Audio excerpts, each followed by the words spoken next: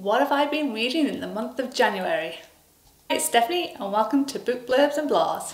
So today I'm going to talk about some of the books that I have already read and some of the books that I am working through, and so far I've had a great reading month. I'm really happy with what's been put in front of me and some of the books that I've been reading, and some of them not so great, but generally speaking I've had a really good productive reading month and I'm pretty happy with what I've read so far. So I'm just going to work through some of the books that have been on my TBR list for a while, and some of them I bought around or just after Christmas time, and I picked up some books that I just kind of sat down, just read them and got on with it, and some of them I was really happy about. So I'll get started on my first one.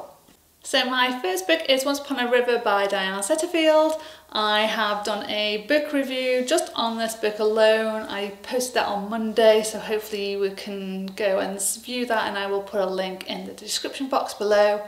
It's about a story on the River Thames. It's kind of magical realism, science, and it's a little bit of a mystery as well, and it meanders, the story meanders just like the river meanders, and it's quite an interesting read. But like I said, already reviewed it and I gave you my rating in the review that I did on Monday. Next is Ali Smith and Winter, a Novel. I'd heard, actually it was Jen Campbell I was watching, and I know she loves Ali Smith, and again I'll link her videos below, and so I was quite intrigued to see what this author was all about. Really unique writing style. I just finished it off a few days ago, got lots of notes in there, lots of play on words, layered pieces of work and writing. Really interested. I will do a book review just on this alone. It is part of a quartet. Autumn comes first, then it's winter, spring and summer. But this was the one that I picked up, it was last week actually, and they didn't have the autumn in there, so I left it, just started with this one, and I'm going to get all of them as soon as I can. But yeah, fascinating read. Perhaps not for everybody. I think you have to be kind of open-minded to the way this is written, but like I said, I'll give you a book review on this a little bit later. A Poem for Everyone Today, Ali Esri. Really pretty cover, loved this, seen this touted around BookTube for a while. This is a poem for every day, but I'm not reading this every day, I'm just picking it up as and when I feel like it. So there is a date on each poem, so when you can read it, and I just take bits from it when I want to take a poem from it, and it's really nice, it's really easy going. There's some long poems in there, there's some 3-line poems in there, some really great stuff, and it's a collection of poetry that's young and old, and it's a fun read if you want to get into poetry. The Secret Garden, and this is by Frances Hodgson Burnett, and I've never read this book, and I'm surprised that I'd never read this book. It is a wonderful classic children's story, but anybody at any age can read it. I love the way it's written. It's very easy to read. You could probably read this in one day if you wanted to. I think I read it in a few days. It's just a pleasure to read. Lovely. I'll give a book review on this a lot later, like I will with all of these. But yeah, highly recommend anybody at any age, probably 12 years and upwards, this is a great book for. My Sister the Serial Killer. So I've seen this touted around BookTube for quite some time now. This is by Braithwaite. I can't pronounce the first name, I'm sorry. I'm not even going to try because I'll just butcher it.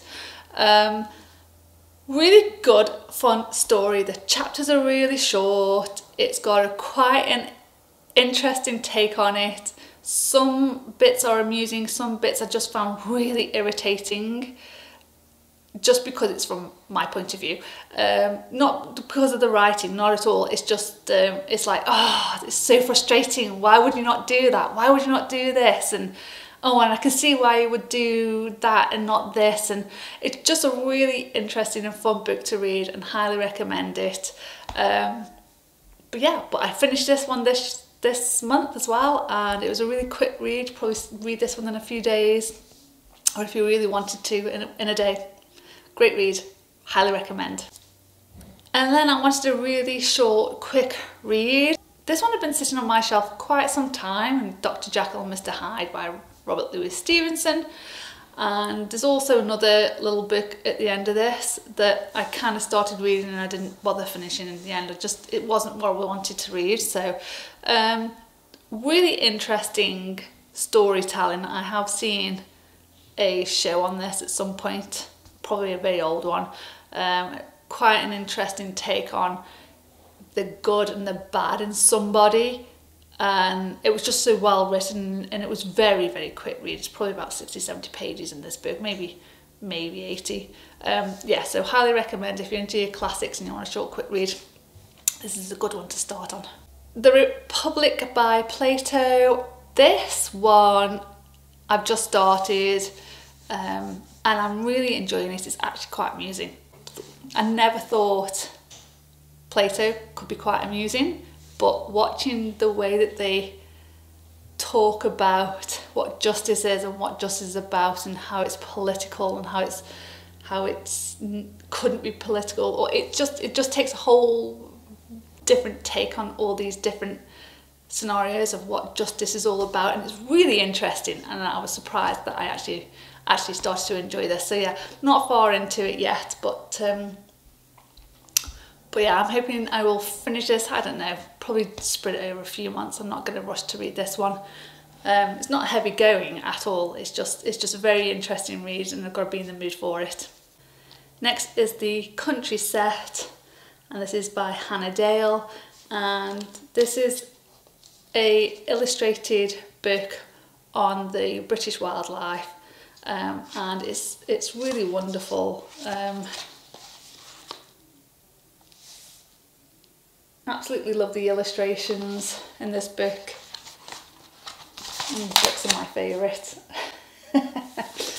It gives you a description about the animals and some factual information in it as well. So it's a really, really nice little book for when you just want a little bit of light reading. And last but not least is James Harriet, All Creatures Great and Small. Halfway through this, I've been watching the TV series, the new one. Wasn't a big fan of the old one actually, but I'm really enjoying the new series. The book is hilarious. Within the first few pages I was laughing and laughing. There is some dialects, Yorkshire dialect in this, so you kind of got to get your head around that if you're not used to it. I understand it, so it's not a problem, but so I think some people may struggle with it if they're not used to the different dialects that come about in the UK. Very funny. Of course he's a vet, so you have to remember that, and this is memoirs.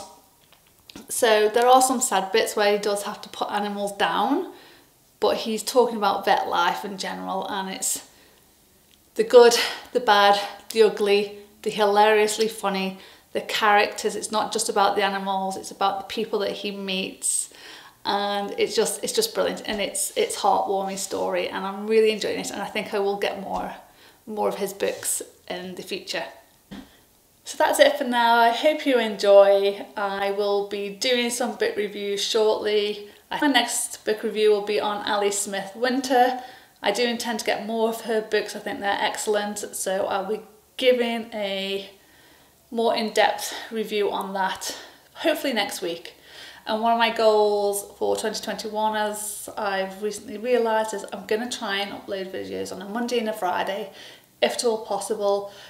Well, that's it for now. Thanks for watching. I'll see you again soon.